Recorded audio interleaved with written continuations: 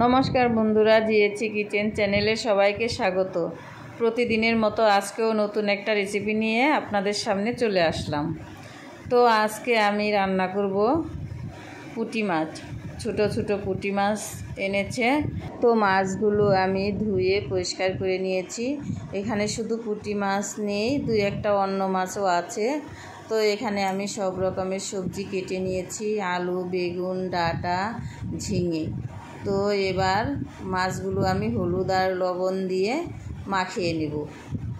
তো হলুদ আর লবণ দিয়ে মাখিয়ে আমি মাছগুলো ভেজে নেব।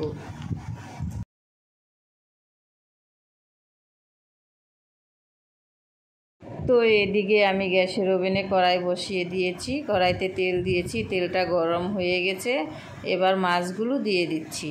মাছগুলো দিয়ে এইভাবে একটু ভালো করে ছড়িয়ে দিব।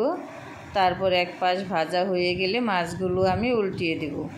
তো এক পাশ ভাজা হয়ে গেছে, এবার উল্টিয়ে দিচ্ছি। তো মাছগুলো আমার ভাজা হয়ে গেছে, এবার তুলে নিচ্ছি।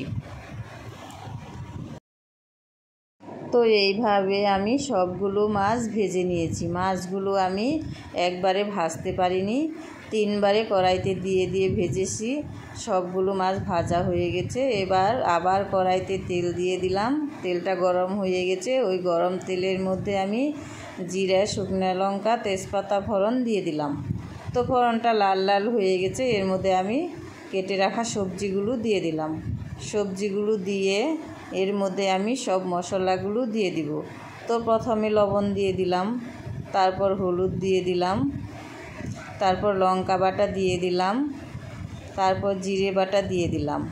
তো সব কিছু দিয়ে সবজির সাথে আমি মশলাটাকে ভালোভাবে কষিয়ে নিব।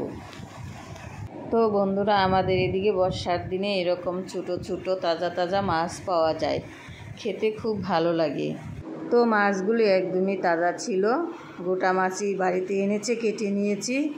তো এরকম তাজা মাছের ঝোল খেতে খুবই ভালো লাগে। তো আমার ঘরে কয়েকটা ধনেপাতা ছিল, দিয়ে দিলাম, গন্ধটা আসবে। তো এইভাবে আমি সবজিগুলো কষিয়ে নিলাম।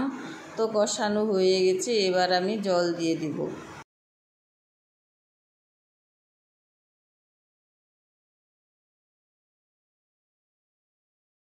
তো জল দিয়ে দিলাম, জল দিয়ে একটু নেড়ে দেব।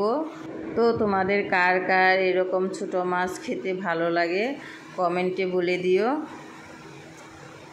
তো বন্ধুরা, ঝোলটা ফুটে গেছে, এবার মাছগুলো দিয়ে দিলাম। মাছগুলো দিয়ে একটু নেড়ে দেব। তো মাছ দেওয়ার পরও ঝোলটা ফুটে গেছে, এবার নামিয়ে নেব। তো দেখো বন্ধুরা, দেখতে কত সুন্দর হয়েছে, খেতেও ভালো হয়েছিল। তো আমার ভিডিওটা যদি ভালো লেগে থাকে তবে লাইক, কমেন্ট, শেয়ার করে দিও। আজকের মতো এ পর্যন্তই, দেখা হচ্ছে অন্য কোনো রেসিপিতে। ততক্ষণের জন্য টাটা, বাই বাই। সবাই ভালো থেকো, সুস্থ থেকো।